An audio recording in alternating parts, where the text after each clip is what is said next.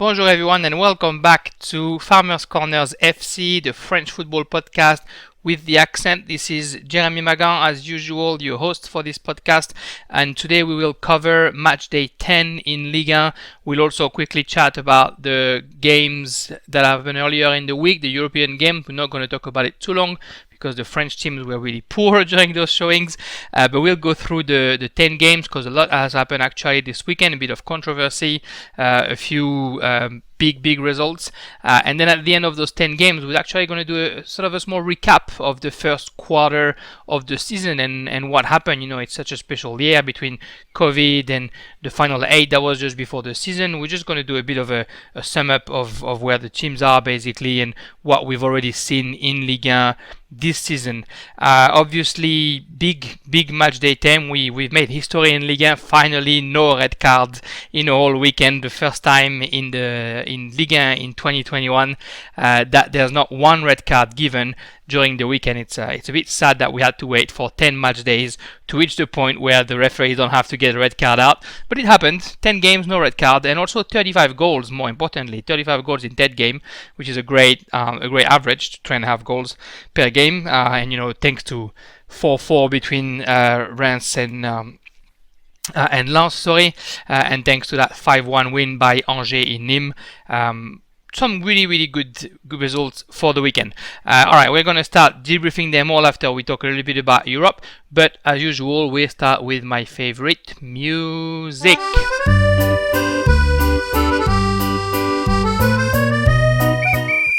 Great, okay, so to start we're going to talk about the European games that have happened earlier this week. What a poor week it was for French football on the European stage. 5 games, 4 losses, only 1 win. Thank God Lille saved it for us. We were trying to look into the statistics. When is the last time that in the same match day all teams lost in all different European Cup? And I actually couldn't really find when that actually happened, so maybe it was about to be a first time. Thank God Lille won, and it didn't happen. What happened though is in Champions League, Marseille, Rennes and PSG all lost, and all lost sort of poorly. So we will start with Marseille very quickly. It was probably the worst of the 3 games. Marseille, who finishes the first leg of the game, the first 3 games, with only 4 shots on target in 3 games. I guess it's as poor as it gets, right? We know that against Manchester City they almost refused to play. Against Olympiacos, where I think they could have gotten a result if they had played with the right intensity. They just weren't good enough. And then this week against Porto, just another poor showing for Marseille. You don't necessarily expect them to get a result in Porto at the beginning of the season when you see the calendar, when you see the draw they got in the Champions League. But when you see the 2 games they do against, they play against Olympiacos and Manchester City, they had to react, they had to show something better. On paper it looked like there were some changes, it looked like they were ready to actually show something different. Unfortunately, 10 minutes in, what am I saying, 5 minutes in, and the first mistake already, the pass straight away to a Porto player, and then after that cross, it looks like Chaitacha could have gotten that cross, decided not to put the foot, and 1-0 for Porto. After that, Payet misses the penalty, which means that during that whole game, despite having a penalty, we don't even have a shot on target. He misses that penalty. Another defensive mistake at the end of the first half that brings a penalty for Porto, and mind you, they will score it.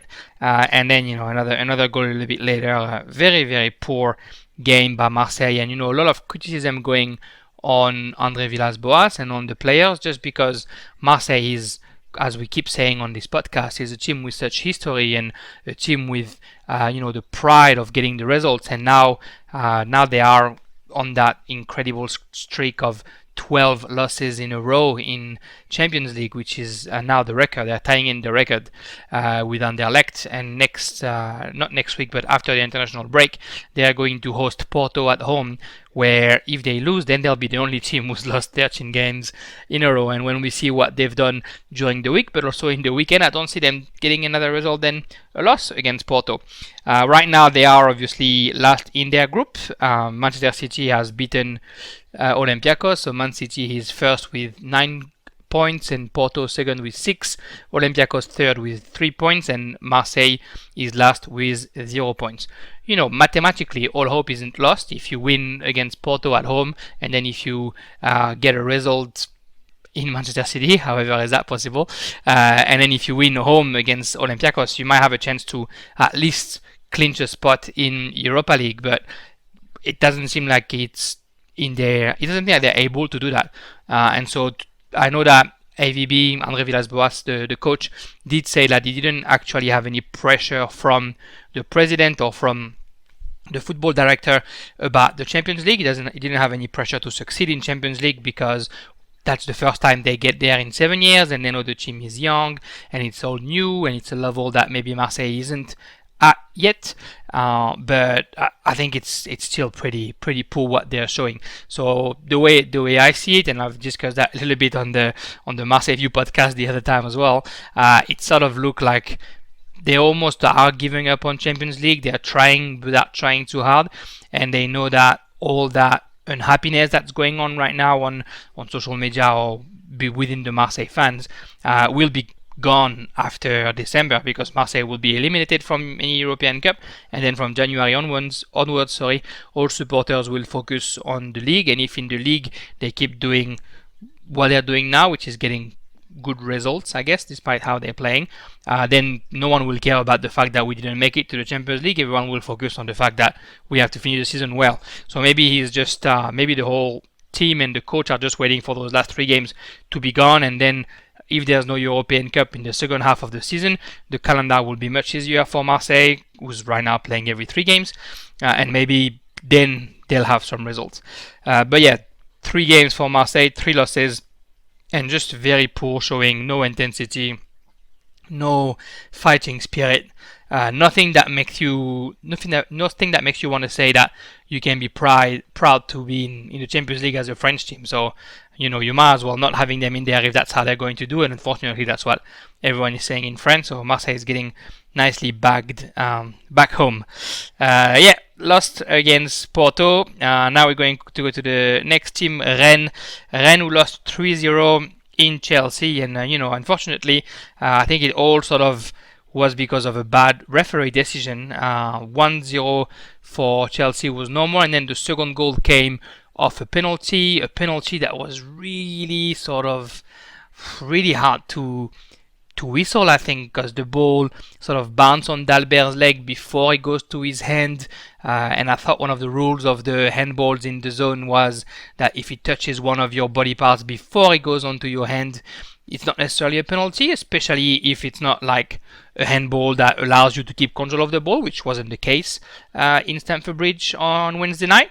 But penalty was whistled, and more importantly, Dalbert was shown a second yellow card for that, which I thought was just a bad call and really penalized Rennes in the end, because now you're down to 10 men and down 2-0, and what are you going to do? How are you going to be able to come back against a team like Chelsea at home?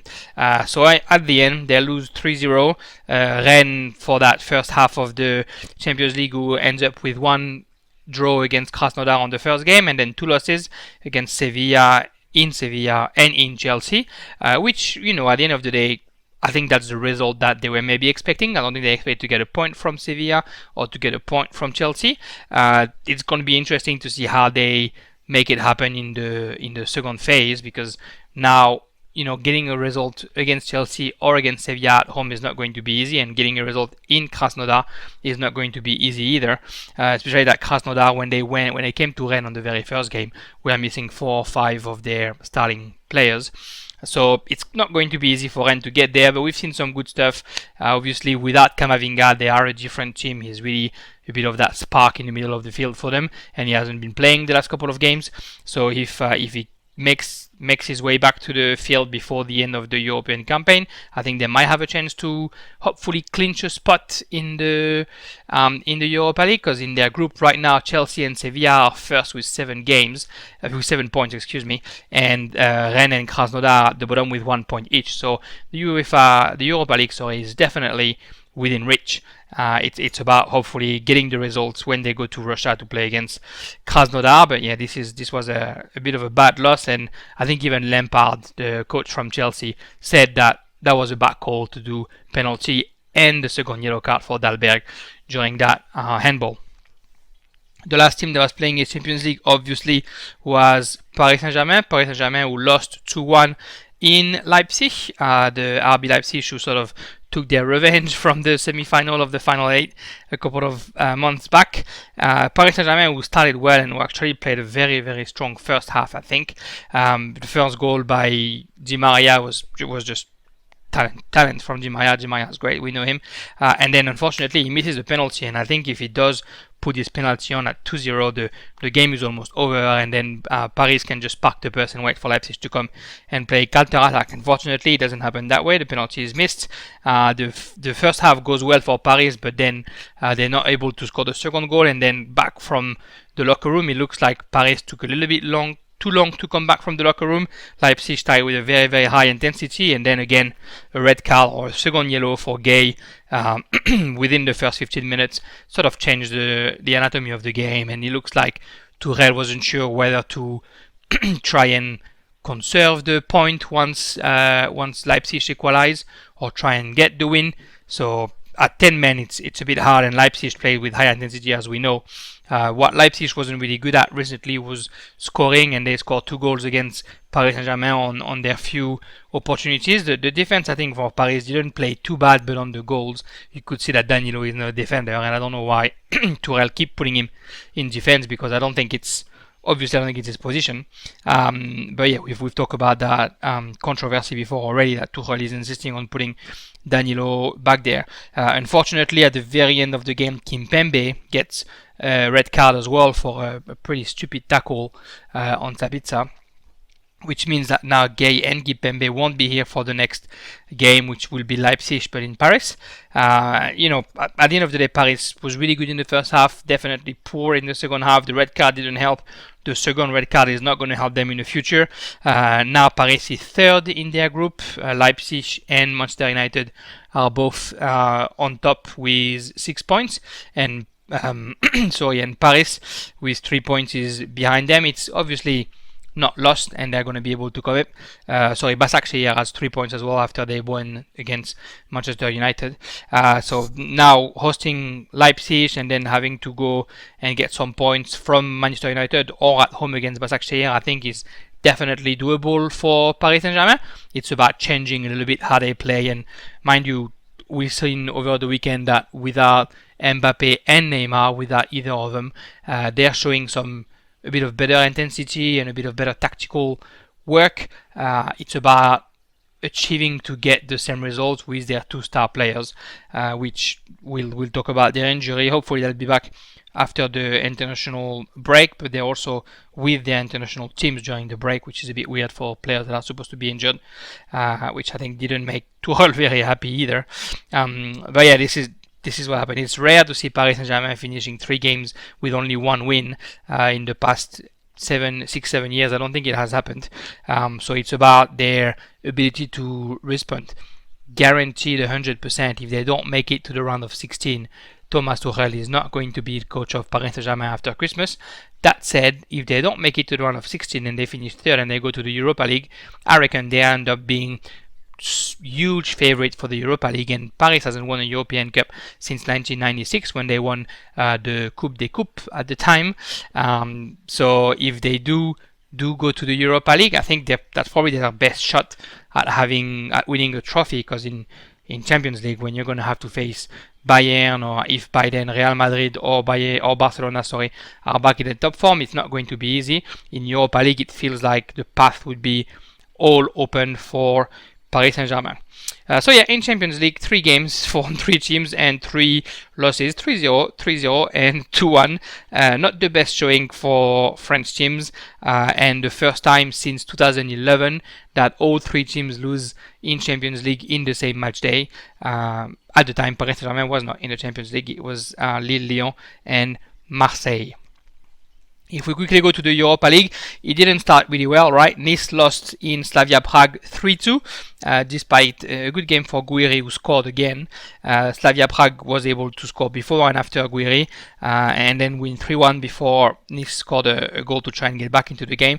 Slavia Prague actually plays some very good football. They're actually a surprising team. They keep attacking. I like the football that they're playing, and I think no one in France really knew who they are. So when we saw them in the group with Nice, we thought that Nice had a bit of an easy pathway to the round of 16. It's not going to be that easy, obviously. Now that they lost against them, Nice means that they have 1 win and 2 losses in that group.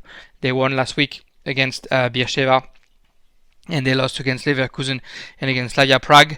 In the meantime, Leverkusen beat Beersheva, but Slavia Prague had beaten Leverkusen, so now you got Leverkusen and Beersheva with 6 points, and Leverkusen and Slavia Prague with 6 points, and Beersheva and Nice with 3 points each. So nothing is lost for Nice. It's just about, finding their groove. They still haven't found their groove. They haven't been great in Europa League, winning just 1-0 against Beersheva last week.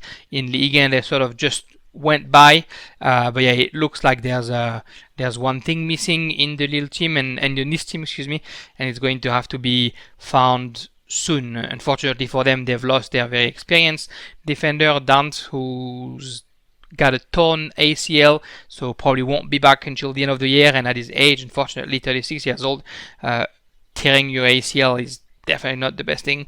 So yeah, we'll see how they react to that. But 3 games left, Slavia Prague, Beersheva and Leverkusen. Let's see what Nice can do to get through those Europa League group stage.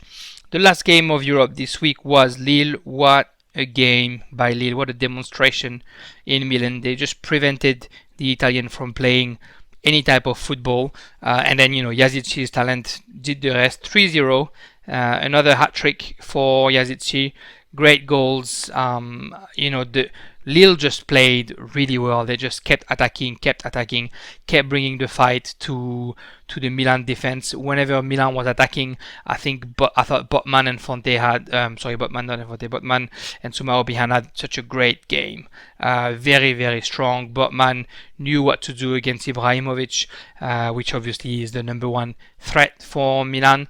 And whenever Brahim Diaz was coming in as well, Lille was just defending as one, and Galtier was obviously very proud.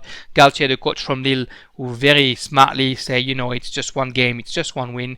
Let's not think that we've arrived just because we've won one game against Milan. Milan was undefeated this season before this game, and winning in San Siro, I think, is a feat for Lille, even though with COVID, etc., there's no public in the stadium. It's still great to be able to win in San Siro for Lille, who had won there already 10 years ago. But yeah, I think very, very solid demonstration by Lille. Very, very solid show. They're sort of telling everyone in Europe that they're there and that probably they are one of the teams that can go far in this competition if they get sort of half lucky in their draw when it comes to elimination games. There they are, 2 wins and 1 draw on top of their group, with Milan, with Celtic in the group, and with the Sparta Prague. And now they're going to host Milan. They're going to have to go to Celtic, but they're also going to host Prague. So it looks like the path is open for them. It's about just keeping on, I guess. Keep on keeping on, which is, keep doing what they're doing. And no doubt that with the way Galtier has been rotating his team, and with the way everyone is involved, and the team seems to live well, I just don't see anything else happening than them qualifying for the next round of Europa League. So yeah, thank God for Lille, who saved the honor of French football this week on the European stage, and who is everyone saying they deserve to be in Champions League instead of the 3 teams that we have that are struggling to get any points.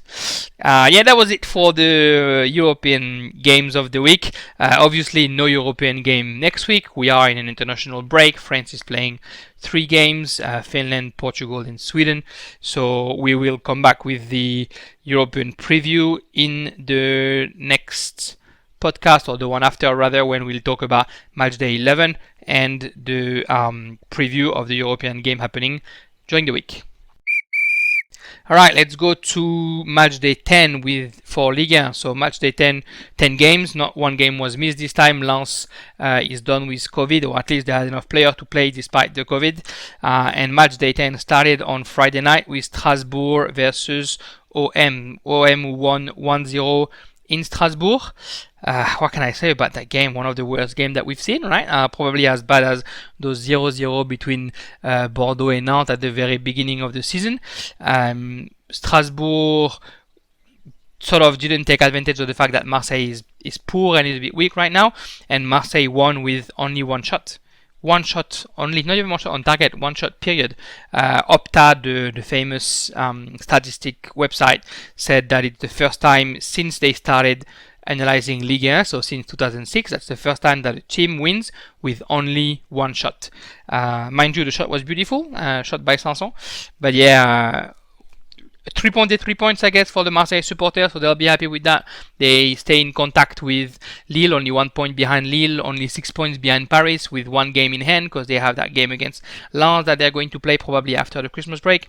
So they are actually doing well in Ligue 1. They tried to make some changes for that game. Germain, Gay, and Cuisance were starting. Sanson, Benedetto, and Payet were left on the bench for that game. Cuisance didn't perform really well, neither did Germain. I thought Gay was alright. I thought Gay had a good game, but for some reason Gay was taken off the team at halftime and replaced by Sanson then. Halfway through the second half, Payet and Benedetto got in, and then the goal came from all of them. Payet with that weird tackle / cross found Benedetto, and then Benedetto headed it back to Sanson, who from the edge of the box scored a magnificent goal. Great volley, no chance for Camara to stop it. Such power in that volley, which is great, which is what we want to see from Marseille. They never shot on goal, and now they have one shot from outside the box. They take it, and mind you, when you shoot, you might score, and now Marseille has seen that. Hopefully they're going to keep doing it. Thauvin definitely wasn't great either. Amavi was poor at the very end of the game. Could have been a penalty for Strasbourg. I think, in my mind, it's a penalty for Strasbourg. Amavi fouled the striker, and despite VAR, the referee didn't think it was a penalty. But I thought it was just such a poor game by Marseille, who, don't deserve the win. But that said, if you look at the statistics, the ball position was 50-50. Strasbourg might have had 9 shots, but only 2 were on target. Strasbourg was definitely a little bit clumsy. But yeah, Marseille had to commit 17 fouls during the game, which proved that they were often overwhelmed. And it's just not a good show for a team who's supposed to be as good as Marseille. The player that did play well was Balerdi, the Argentinian defender, and mind you, he got a call with the Argentinian national team the day after, so he must be happy with his week. André Villas-Boas was definitely not happy with his week and actually got upset at the post-game conference. So interestingly enough, after the game in Porto, André Villas-Boas said that, if we are shit, and to be shit in the Champions League, you have to be qualified for the Champions League. We are qualified for the Champions League, and we are shit. So he was a bit of a jig at his team, I think. And then after the game against Strasbourg, journalists came in and asked him basically, what are you going to do now, because you're just not playing that much better. And then he got completely mad, saying that if what you want to see is beautiful football, you should go to Barcelona or Juventus. That Marseille is here for the results, and when we get the results, no one is happy, and when we don't get the results, no one is happy. He basically lost it a little bit and said that he doesn't want to sort of single out a player. He just wants to talk about the whole team, and he was happy that the whole team got the 3 points, which, in all fairness, you keep a clean sheet, you get the 3 points. At the end of the year, you'll be happy that you got 3 points on a game like this one. It's about, how many times can you play this way and get the points. When is that going to happen, that you're going to lose 3 games in a row because you don't play football? The expected goal statistic was 0.14 for Marseille and 0.0 for Strasbourg, I think, at halftime, or the other way around rather. So it was the poor show, a poor game. Marseille will be happy and lucky to get the 3 points, and Marseille will definitely be happy that right now is the break and that they have 2 weeks to think about how they're going to play against Nice, because the next game will be Marseille versus Nice, while Strasbourg is going to travel to Montpellier for their next game. Strasbourg, who's only won 2 of the first 10 games and who needs to get more points, which is going to be hard for a team that's definitely struggling to play. On the table, OM climbs up to the 4th spot, as I was saying, only 6 games behind Paris Saint-Germain, which is pretty good. Strasbourg stays in 19th, and it looks like it's going to be a long road for Strasbourg to try and get out of that relegation zone. Next game up was Bordeaux versus Montpellier, and Montpellier who wins 2-0 in Bordeaux. The goals, Mollet at the 49th minute, an assist by Laborde, Laborde's 5th assist this season, tying up with Thauvin, and the second goal by Delort at the 66th minute with an assist by Savanier. If you look at the stat, 52% possession for Bordeaux, but obviously a sterile possession. 9 shots, only 1 on target for Bordeaux. 3 on target for Montpellier out of 9 shots as well, and 2 goals obviously. So the defense was not able to stop them. The last 10 games between the two teams, if you look at it, were even, 4 wins each, 2 draw. So it's two teams that sort of like to play each other. With that win, obviously, it's now advantage for Montpellier. It really looks like Bordeaux is on for a long, tough season where the main objective will be to avoid relegation. Gasset said it, last week. He said he thought the team was bad, and that's what it is. And he was told that he was bad, and he thought he was going to change it around. But turns out they're just bad. But I think we're seeing it day in, day out. That is just going to be a long season for Bordeaux. I don't think they lack talent. I think sometimes they have talent. It's just the intensity, and they don't really play hard. And to try and change something up, they had Josh Maja starting this time, but he didn't bring much up front. And Montpellier, without Hilton, who last week had a bit of a hard time getting into the groove or not playing with their very experienced captain, this week I thought was great. And having a back 4 instead of a back 5, I thought looked good. I thought dropping Junior Samba, who's usually a midfielder, into a right back role, I think worked pretty well for Montpellier, and one of the goals came from him. It looked like it was much easier for them to bring up the ball. It looks like the tactic was more fluid. And when Hilton comes back, Hilton can't play 4-4-2. He's a little bit too slow, I guess. If you have Hilton and Congré in a 4-4-2, it's too easy for strikers that are a little bit fast to go through it. So you gotta wonder if Der Zakarian's gonna drop his captain, because if Hilton comes back, then they go back to 3-5-2, and I feel like in 3-5-2 they didn't play as well as in 4-4-2.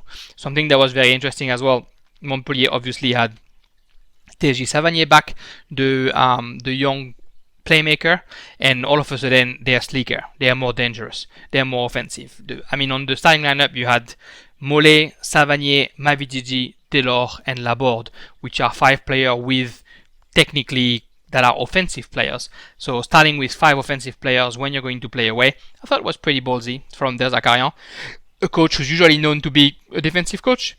All of a sudden he decided to bring it up a notch and to say, maybe he knows obviously that Bordeaux isn't in the best of shape, so he decided to push them up and to see where I would bring that. Anyway, the game itself, the first half, Ben Arfa and Zerkan for Bordeaux sort of tried to bring some danger to Montpellier, but nothing too hard for Berthaud, who had to do one save, I think, during the first half. The second half, Montpellier woke up, and the 2 goals come from fast attacks. The first one is Sambia, like I was saying, launching Laborde on the right wing, and then Laborde, little cutback pass to Mollet, who had no problem adjusting Costières. And then the second goal was Savanier, who recovered the ball in his own box, right next to the box, should I say, from Ben Arfa trying to dribble everyone. And then, 1-2 with Mollet, 1-2 with Laborde, and then he just finds Delort in space.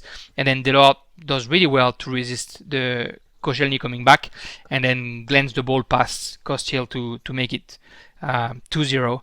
I think, Montpellier is doing well right now, and they get a second away win after the Saint-Etienne win last week.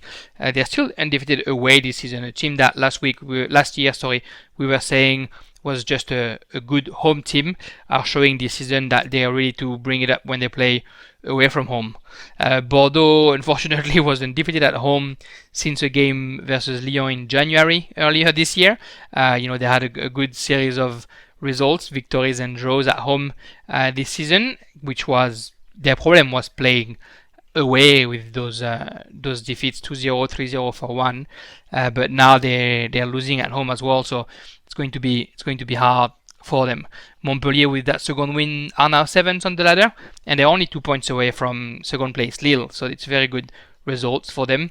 Bordeaux, they're the only team now with Dijon that have scored less than 10 goals, which is so scary, right? I mean, a guy like Jimmy Briand must be so angry on the bench and must be really asking for a starting game, because they need to find a way to bring a bit more pressure up front. Basic is the shadow of himself. I feel like earlier he was the best player for Bordeaux, and now he's just not playing as intensely as he used to. I don't know what's going on with Bordeaux, but they really have to sort it out if they want to try and have a comfortable end of season. After the international break, Montpellier will be hosting Strasbourg, and Rennes will be hosting Bordeaux. Bordeaux will be traveling to Rennes for not an easy game for both teams. And if we speak about Rennes, the next game is Rennes, who was traveling to Paris Saint-Germain this weekend. Paris Saint-Germain, who won 3-0 against Rennes. Di Maria on top form, an assist and 2 goals. The first goal from Moise Kean at the 11th minute, so the assist by Di Maria. Then Di Maria scored at the 21st minute, served by Herrera, and at the 73rd minute after a pass from Colin Dagba. If you look at the stats, 51% possession for Rennes, 9 shots for Paris Saint-Germain, 6 on target, 16 shots for Rennes, but only 3 on target. It was the game of the weekend between first place Paris Saint-Germain and third place Rennes.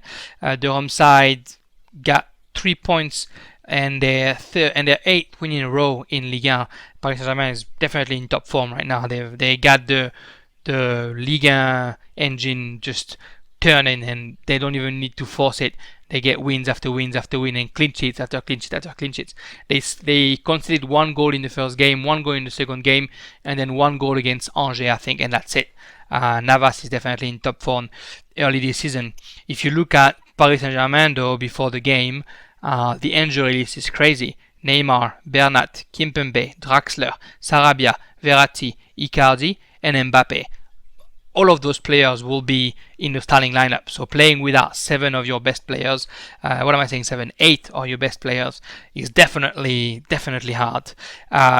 Rennes thought they had a chance. Last time Paris Saint-Germain and Rennes met, Rennes beat Paris Saint-Germain. It was in Rennes though, not in Paris. It was in the second game of the season last year.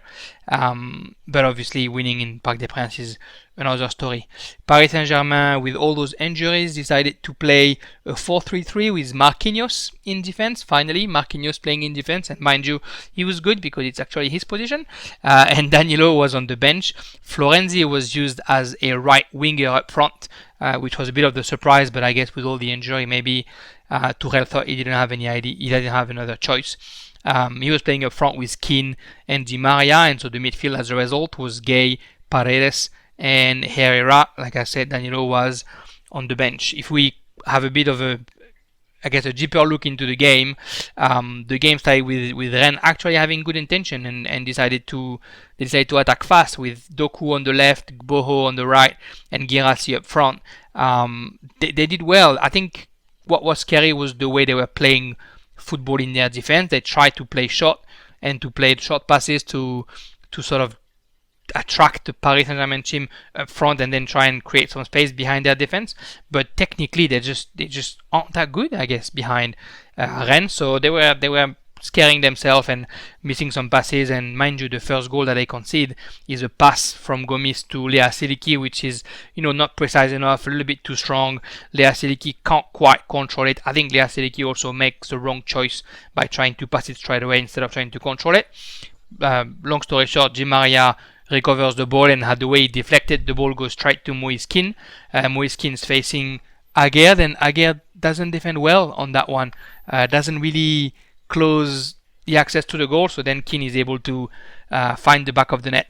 And that's a good show from Moise Keane since he arrived in Paris Saint-Germain. He's definitely very useful to the capital, and he's showing that he's worth a little bit more than just a substitute. Anyway, besides that, Paris Saint-Germain I don't think was super dangerous, but every time where they were bringing the ball up, Rennes just wasn't strong enough defensively to stop them. Di Maria, a few minutes later, volley from outside the box, beautiful volley left foot on the post, and then found the back of the net again after Herrera passed the ball to him. Nice little chip ball over Gomez. The rest of the first half was really Paris Saint-Germain defending and trying to keep the score, especially that Gay and Kerrer went out on injury early on during the game.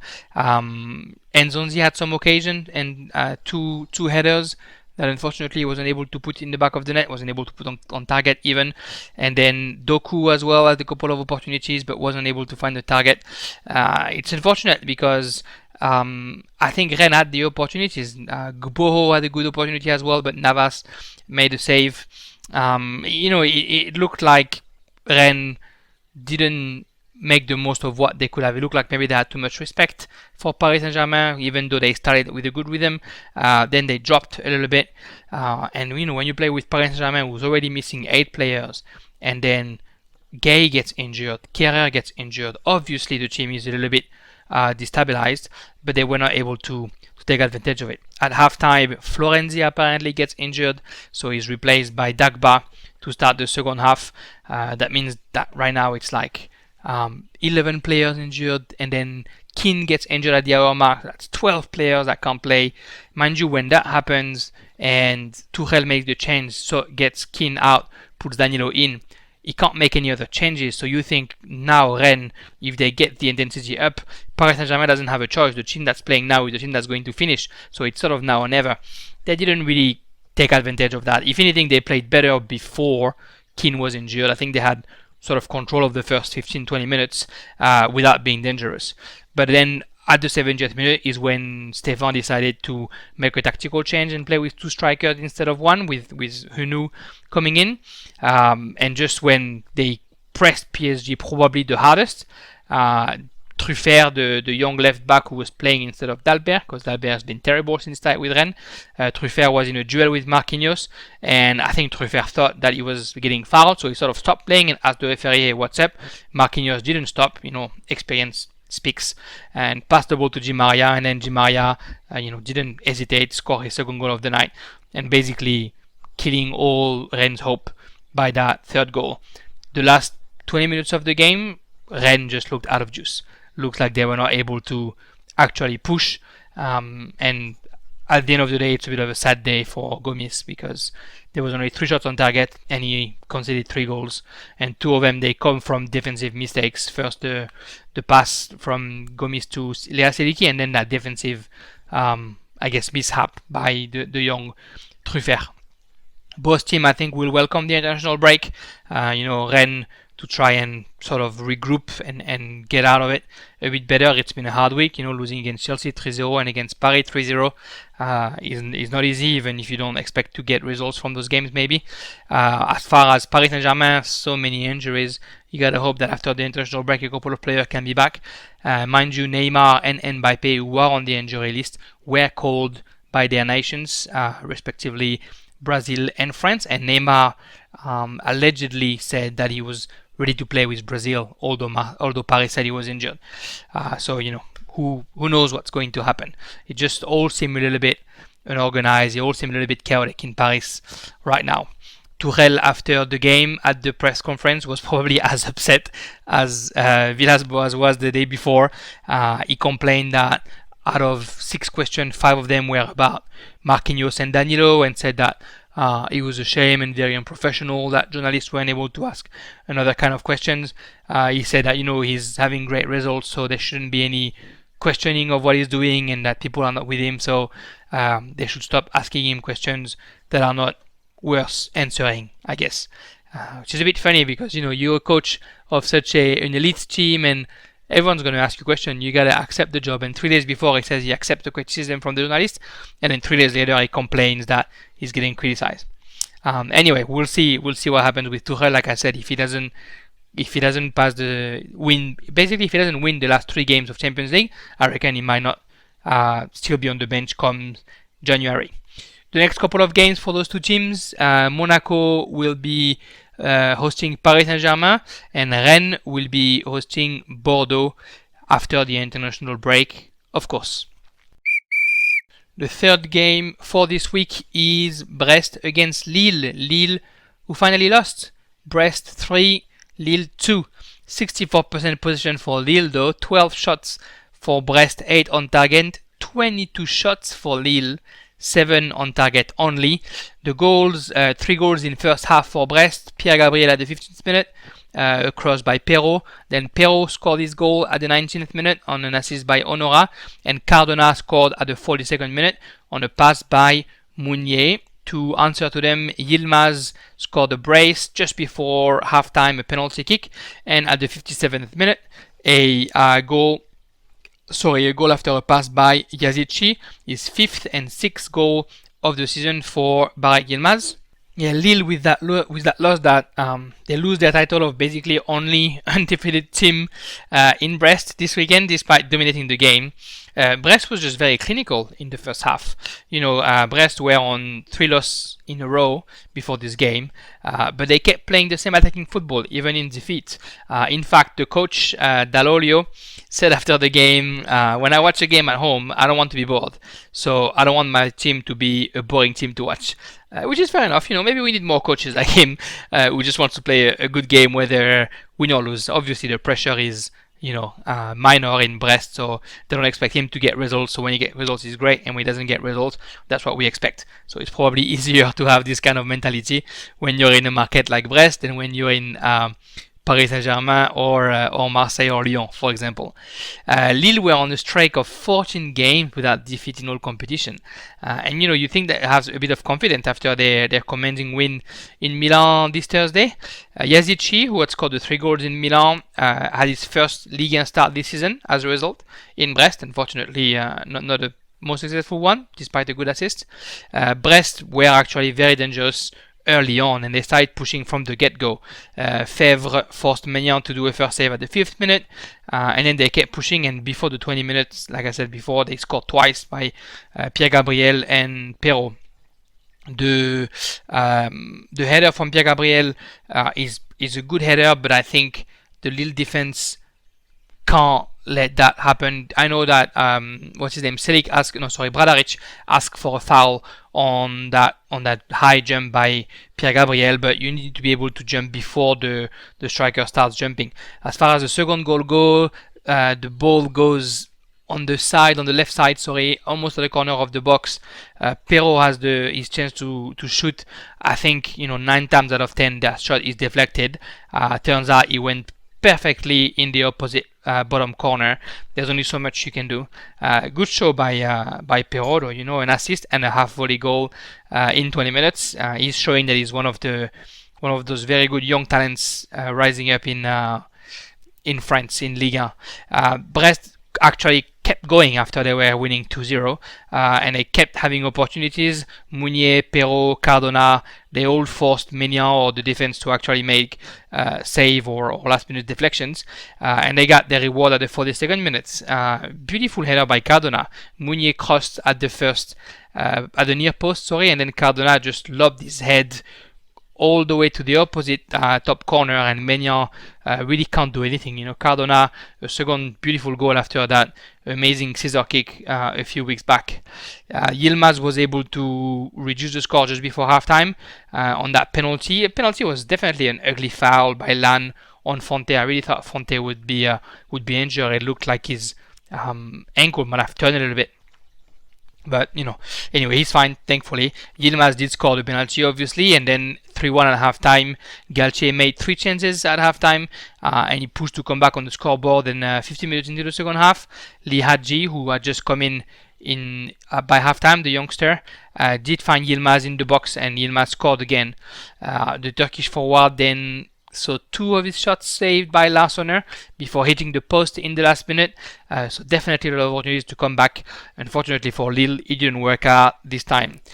Brest get the 3 points thanks to their great first half and what they did to keep the lead in the second, which is basically defending and backing the bus. Lille, they did have the opportunities, but it's a large deficit to come back 3-0. They remain second on the table though. They're still 5 points behind Paris Saint-Germain. Maybe they're only 1 point away from Rennes OM and only 3 points actually away from 9th spot Angers. But you gotta trust that Lille is one of the teams that's going to be good until the end of the season. After the game, Coach Galtier said that his team played well, but paid for the clinical efficiency that Brest showed in the first half. He didn't want to hear that it's hard to play every 3 games and He said that he had the squad for. Galtier is definitely cementing his spot as one of our best coaches, even in defeat. The way he speaks and the way he analyzes the game shows that he's ready to just be one of the best every time and at every game. And I think it's good to see that that we have a coach like this in our dear Ligue. Next game for Lille will be at home against Lorient, and Brest at home as well against Saint-Etienne. Next game up, Lens versus Reims. What a game! 8 goals, 4-4 between Lens and Reims. The goal scorers for Lens: Banza at the 21st minute, Fouquet an own goal at the 77 minutes, and then a brace for Sotoka at the 90th and the 91st minute. For Reims, Cafaro scored at the 47th, Diaz scored twice, 54th and 81st minute, and in the meantime, the Argentinian defender from Lens, the Argentinian defender Medina, scored an own goal at the 79th minute.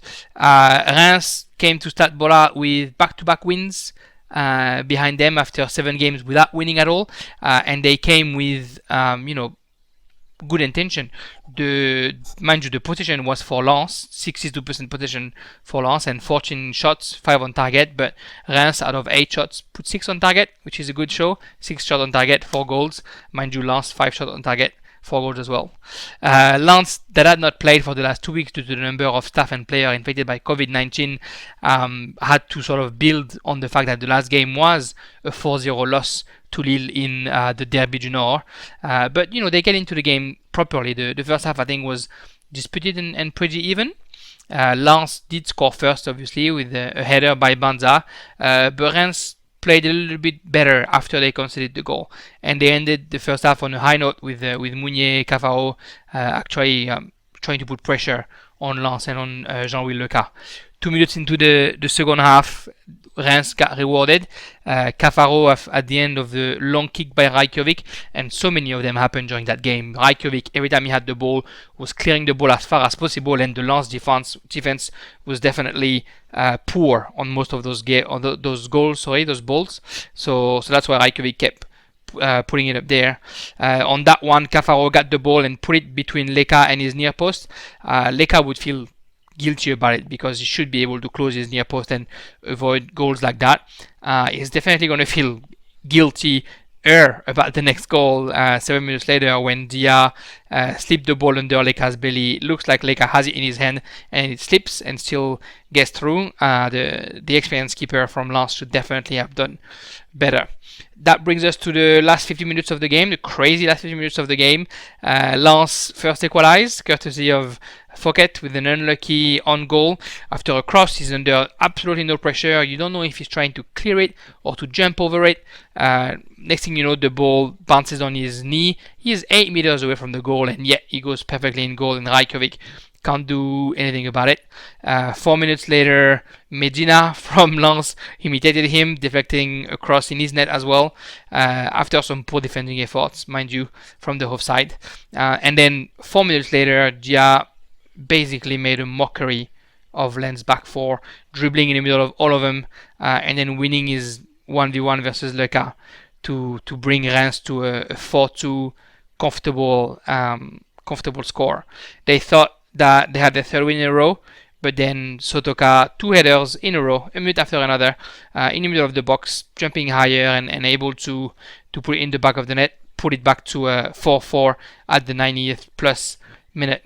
Lens thought they could get the win. A penalty was awarded a minute later after a handball by Abdelhamid, but then after consulting the VAR, the referee decided that it actually wasn't a penalty, which is good to see that sometimes referees are okay to say that, oh yeah, we were wrong. The most prolific game of the season, really. 8 goals, 5 of which scored in the last 15 minutes. Both teams, unfortunately, remain in the bottom half of the table, but they both showed an offensive mentality that, once again, albeit some defensive issues that need to be fixed during the international break, are good signs for those teams. It looks like both teams can, fight for 10th place. I don't know if Reims can make it back to the Europa League like they did this season, but it looks like both teams are able to play for at least 10th to the 7th place. There'll be a bit of work to do though during the international break with those defensive errors. The good news for Reims is Dia is now at top of the goal scoring ladder with 8 goals after the 2 goals that he scored today, just 1 unit above Mbappe, who's only scored 7 goals. So yeah, Boulaye Dia, who was supposed to go everywhere during the summer mercato, is showing that maybe those teams should have insisted a little bit more to pay a bit more money to get him out of Reims, because he's at now 8 goals in as many games. Next game for Lens will be a game at Dijon, and Reims will be hosting Nimes. Next up, Lorient against Nantes, and Nantes who wins 2-0 in Lorient from one of those derby of Brittany, although people will argue that Nantes is not really in Brittany. Nantes with 53% possession and 2 goals scored at the end. Kader Bamba at the 80th minute and Ludovic Blas at the 83rd minute. 18 shots for Lorient, only 4 on target. 16 shots for Nantes, same thing, only 4 on target but 2 goals. It was a bit of the game of the badly placed teams. 16th Lorient and 17th Nantes. Both teams really needed points to get away from the relegation zone. Nantes had lost only 1 of the last 10 games against Lorient. They won 6, including the last 3 meetings, so they had a bit of a psychological advantage, and they took advantage of it. But, last week, Nantes had lost 3-0 against Paris Saint-Germain, while Lorient was able to take 4 points from the last 4 games. Although they're struggling at home since that win against Strasbourg, they haven't won at home. The win against Strasbourg was on Matchday 1. So after that, there was 4 games at home and they were not able to get points. Lorient had a couple of opportunities in the first half, but Lafont actually had very good saves. I don't think Lafont's been great since the beginning of the season for Nantes. Against Lorient 3 or 4 times. If he's not there, Nantes doesn't leave with the 3 points. So he was really good in the first half. Mind you, that first half was quite poor between those two teams who looked like they were observing each other and just didn't want to give the other team the opportunity to score the goal. So that made for quite the poor first half. In the second half, lots of fouls to slow the game. So the second half wasn't much better. But both teams had opportunities. Both teams hit the post before eventually Kader Bamba with a shot across the face of goal found Nardi's net at the 80th minute. It looks like Nardi was maybe able to save that ball. It looks like he was sort of in reach, but anyway, couldn't save it. 1-0 for Nantes, and then minutes later, Blas dribbled Nardi to ensure the 3 points for Nantes, just tapped the ball in. Gourcuff, the legendary Lorient coach, he was there from 2004-2013, now led his new team Nantes to a victory on his whole stomping ground, so he'll be a bittersweet win for Gourcuff. Lorient now only has 1 point for their last 4 home game, which is pretty poor. Next week, or rather after the international break, Lorient will travel to Lille for a complicated game, while Nantes hosts one of the informed teams of the moment, Metz. And Metz was actually hosting Dijon this weekend, 1-1 the final score. The goals, Yade for Metz at the 21st minute on a pass by Gay, was answering to Balde for Dijon, who scored at the 13th minute after an assist by Chouillard. Metz didn't have the ball possession, only 45%, so Dijon with 55% obviously. 14 shots for Metz, only 4 on target. As many shots for Dijon, 14 and 6 on targets. Metz was feeling good since Antonetti is back on the bench. After the 3 losses that they had at the beginning of the game, at the beginning of the season, they are now undefeated in the last 7 and only 3 points away from the podium. Dijon, who is the only club without a win yet, had a big week. They fired both the coach, Stéphane Jobard, and the technical director, Peggy Lindula, the former Marseille and Lyon striker. In the meantime, that means that David Linares, who was the assistant coach, has taken over as coach while somebody else comes in. He made a couple of decisions already. His first big decision was to sub the keeper, Alakbe, Saturnin Alakbe, that they bought from Niort to replace Gomis. Is on the bench this weekend against Metz, and Racciopi, a young goalkeeper who was formed at Lyon, an international under 21 from Switzerland, was playing first, and it's a choice that proved right because 7 minutes into the game, Metz obtained the penalty, and Racciopi stopped it for his very first game in professional football. Good luck for him. I think it's a good omen to stop a penalty on the very first game. The last keeper that did that realized such feat, stopping a penalty on your very first professional game, was Michael Landreau. So it's a good example to follow if you're a French goalkeeper, Michael Landreau. Anyway, that save I think gave Dijon a bit of a boost early into the game. Minutes later, Ukija had to do a pretty good save in front of Assalé, but there's nothing he could do when Balde got the ball. First game of the ball after a great work on the right wing by Chouillard, who then just passed the ball to Balde, and Balde finished up. Metz wasn't long to respond. Immediately after, similar fashion, Yade, the 20-year-old Senegalese forward, was fine just from the edge of the box, and same thing, just open up his foot and put it in the bottom corner. For the rest of the game, Ukija had to be on his A game. Dijon was awarded a penalty as well, and Ukija stopped it. So in the game, you had two missed penalty, one on each side. When he was not there to deny the players as well. I think Chouillard had a great opportunity after that. Konate had a great header on the cross, and Ukija wasn't able to save it, but it hit the post. So Ukija had the luck of the keeper that night. The last 5 minutes basically saw Metz pushing after they let the storm go, but Racciopi and then Ekwelemanga was able to save that away point for Dijon, which is their 4th point on the season, unfortunately only. We'll see after the international break if they found a new coach or if they're able to turn things around and hopefully get their first win. The next game will be hosting Lens in Dijon, so there may be a chance they get their win there. Metz in the meantime will be traveling to Nantes. Another high-scoring game next. Nimes against Angers. Angers who beat Nimes 5-1 at Stade Les Costières. Angers scored at the very first minute after 40 seconds by Pereira Lage. Then Bahoken scored at the 23rd minute and at the 56th minute. Quite a controversial goal, that 56-minute goal. Johnny scored on penalty at the 82nd minute. Kone then scored at the 92nd minute for Nimes, and Cabot scored the last goal for Angers at the 95th minute. Like I said, a bit of referee controversy during that game. We'll come back to it. But Nimes now has lost 4 games in a row, and will welcome that international break to try and regroup.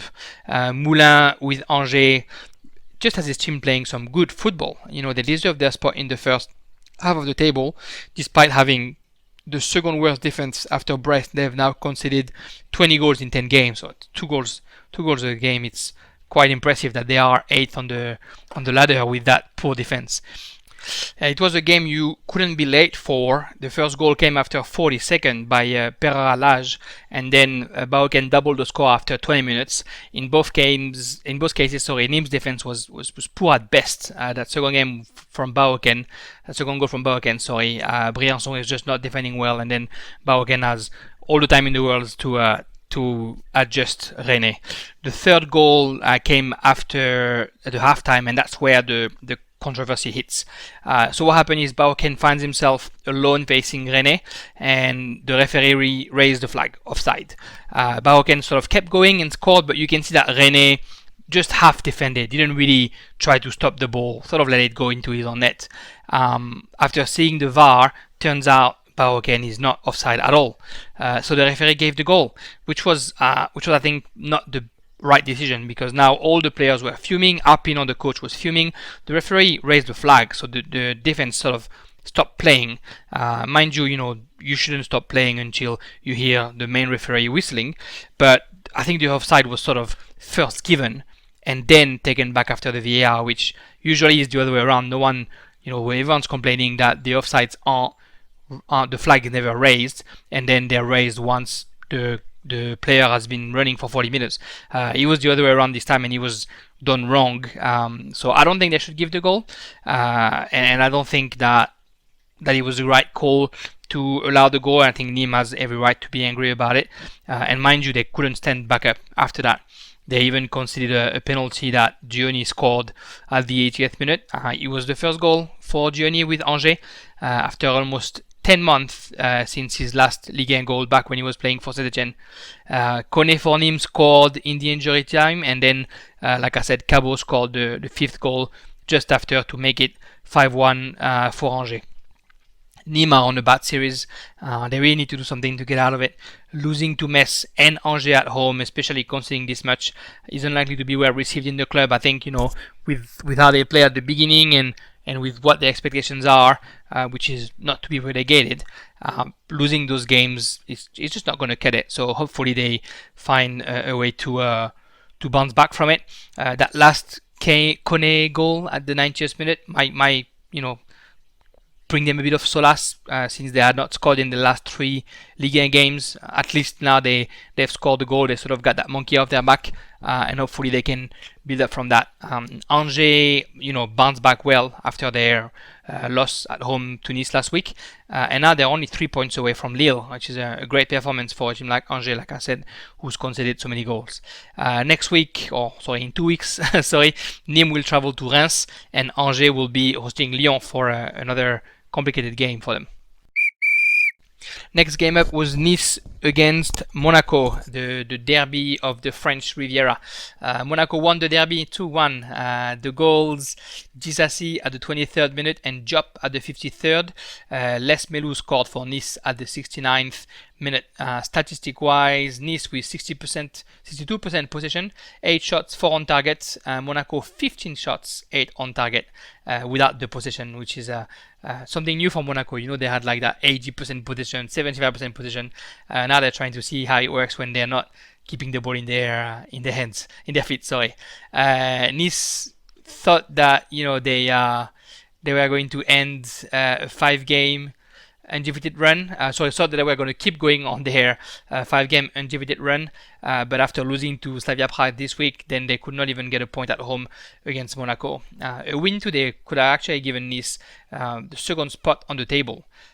They had not lost home against Monaco since 2015.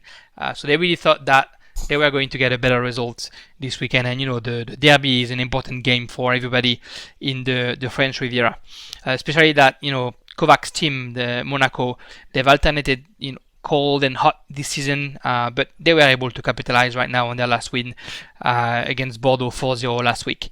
Nice, like I said during the Europa League segment, are without Dante, who's out with a torn ACL and is going to be out probably for the rest of the season. They were also without Attal and Camara, so they had to compose in defense. And they started the game with Schneiderlin, the usual number 6, in the middle of the defense between Robson Bambou and Stanley Nzoki. Monaco on the side, almost no injury. The only change was Vito Manone, the goalkeeper, replacing Lecomte. But besides that, it was a fairly usual starting 11. They actually also started the game better than Patrick Vieira and put pressure on Benitez straight away. Within 3 minutes, they had hit the post twice already. Voland and Ben Yedder both had a shot, and twice Benitez was able to put a hand to it and only deflected to his post or his crossbar.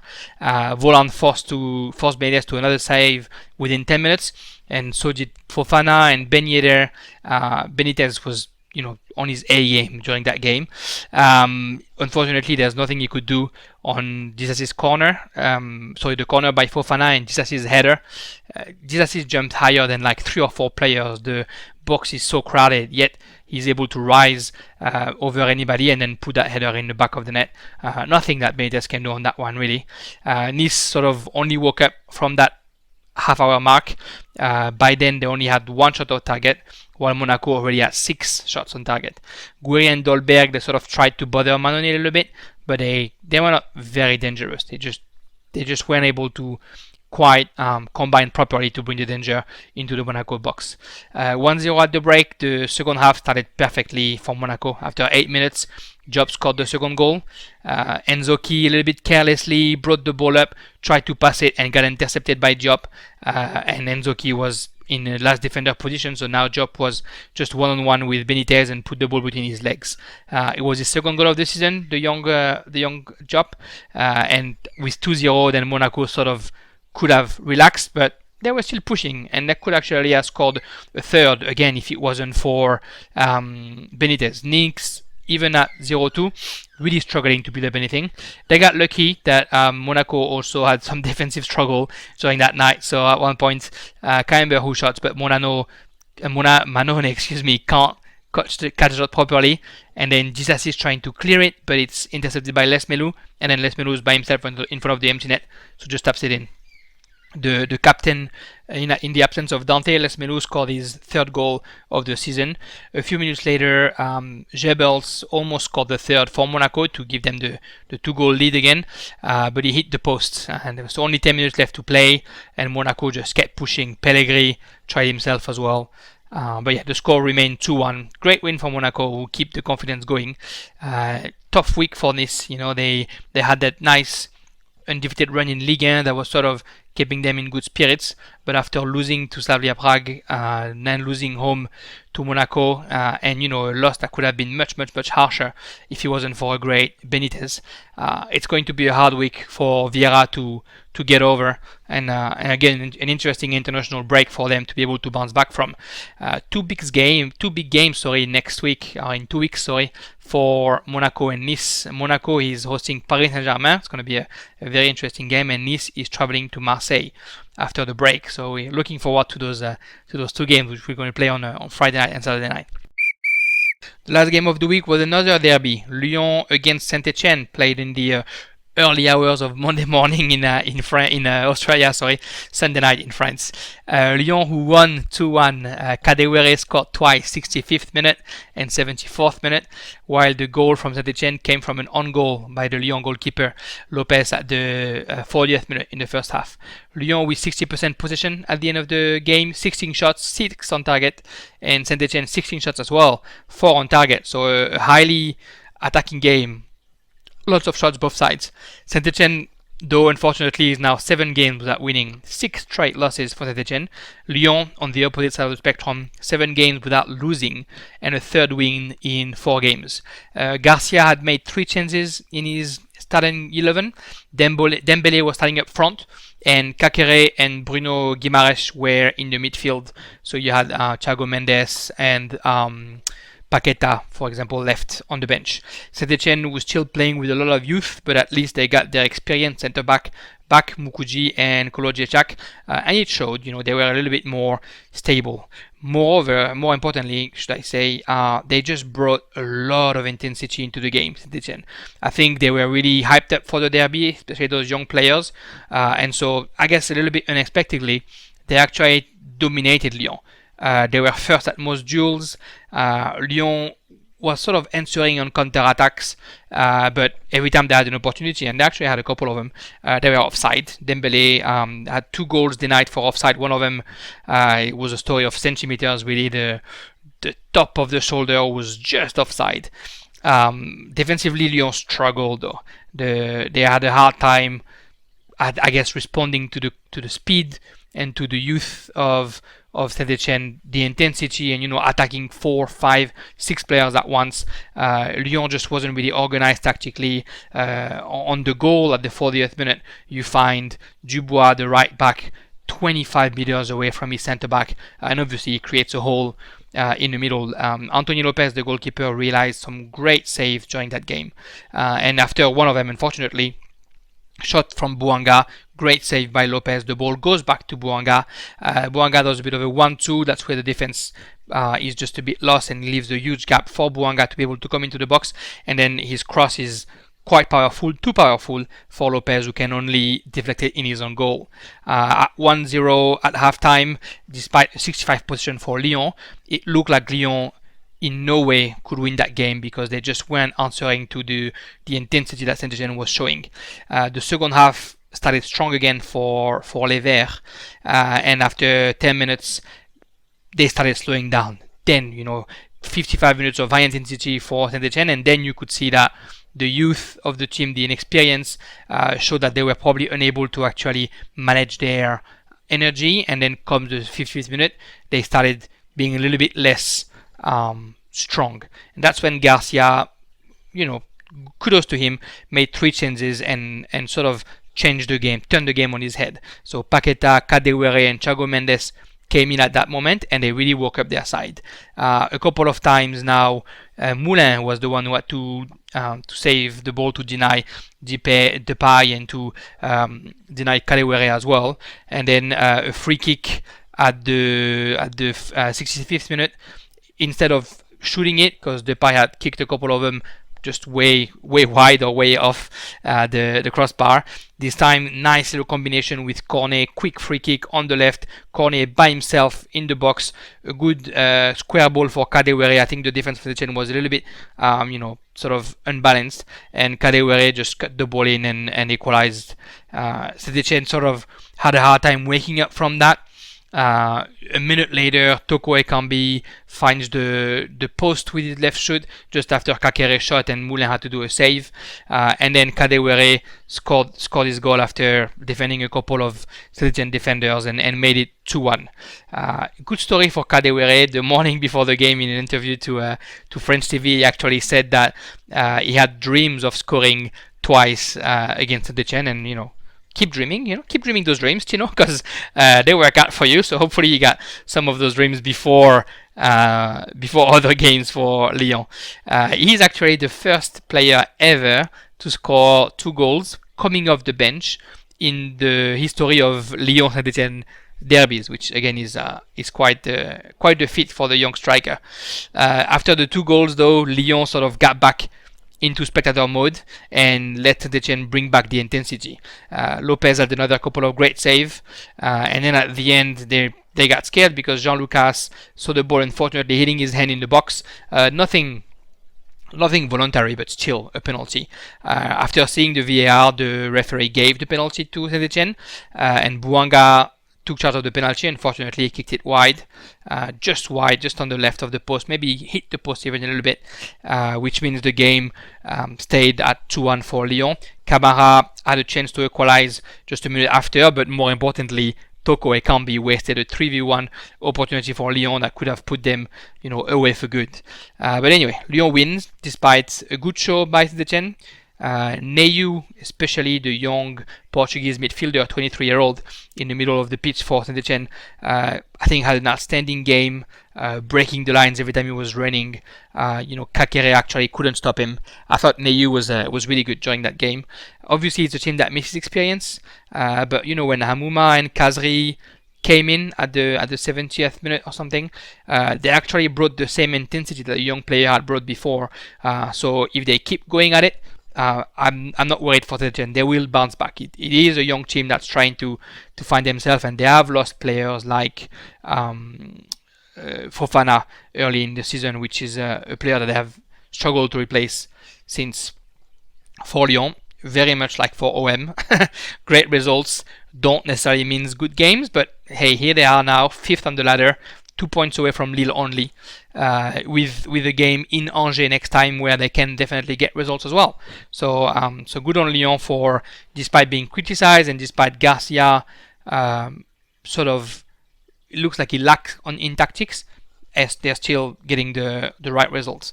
So the next game, like I said, Lyon will travel to Angers, while Saint-Etienne travels to Brest after the international break. Alright, that's about it for this Matchday 10 of Ligue 1. Look, I've already been talking for over an hour when I didn't even do a real Farmers Focus.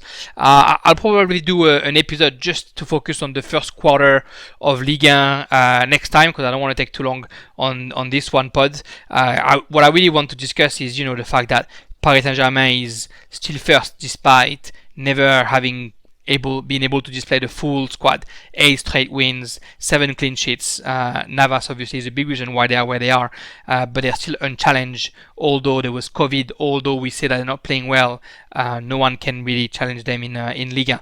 Lille is the only real contender because they play some good football and they were undefeated until this weekend, but I don't know that they can bring it up. Another thing that I want to talk about is the 40 red cards that were already given in Ligue 1. I think the referees have to regroup and to work out the use of VAR because I think some of the use was a little bit abusive or misused in that first part of the Ligue 1 for us. And then we will discuss probably OM and OL that are in the top 5 probably by miracle. We'll discuss coaches Tuchel and André Villas-Boas who get angry while Galtier and Stéphane actually analyze their performance with philosophy. And then we'll probably also discuss the fact that French clubs are just struggling in European Cup. Listen to those stats. 4 wins in 15 games of in the European stage this season. In Champions League, we only got 1 win out of 9 games. Lille is the only team with the positive outcomes, 2 wins and a draw. Everyone else had the negative results for the first 3 games. We'll see what that brings us. Now it's time for the international break and France playing against Finland in a friendly game, and then Portugal and Sweden in the Nations League, and we'll see what that brings us. Quickly, a word about the rankings at the end of Matchday 10. So Paris Saint-Germain is first with 24 points, Lille second with 19 points, and then you got Rennes and Marseille with 18 points behind them. Lyon, Monaco, Montpellier, Nice 17 points, Angers 16 points. So up until the 9th spot, there's only 3 points between the second and the 9th spot. Although at the bottom, Lorient and Nimes with 8 points are 17th and 18th. Strasbourg 19th with 6 points, and Dijon very last with 4 points. Thankfully, there's not a big gap yet between Dijon and the rest, but they have to win. They have to win soon.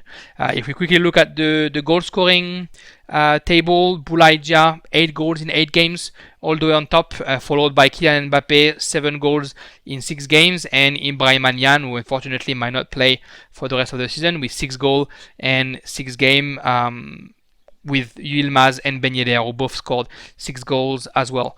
The assists, Florian Thauvin and Gaëtan Laborde with 5 assists each are leading the assist ladder. Bamba, Mbappé and Sarabia are behind them with 4 assists each. The games after the international break, Rennes against Bordeaux, Monaco, Paris Saint-Germain, great game. Brest against Saint-Etienne, Marseille, Nice, very good game as well. Nantes, Metz, Montpellier, Strasbourg, Dijon, Lens, Reims, Nimes, Angers, Lyon, and Lille versus Lorient to finish the day. Thank you again for being here. Thank you again for listening to me on Farmers Corner FC. As some of you may have seen, I've launched a YouTube channel. Soon I'll do live streaming. But until now, what I do is basically I'm just going to put the stats on the screen while you listen to the podcast. With YouTube now these days, you can do it without even looking at it, and at least it's free. So if you want to listen to this podcast on YouTube, you're welcome to. Otherwise, Spotify, Apple Podcast, go on out wherever you want it. I'm on it. Thank you very much again for following. Feel free to send us any comment, any feedback that you have. More than happy to listen to it. In the meantime, I will talk to you guys next week or the one after. I'll see if I have time to do one next week to discuss what's going on in Ligue 1 right now and a bit of the French national team, Les Bleus. Thanks again. We finish with some music. Au revoir and see you soon. Ciao, ciao.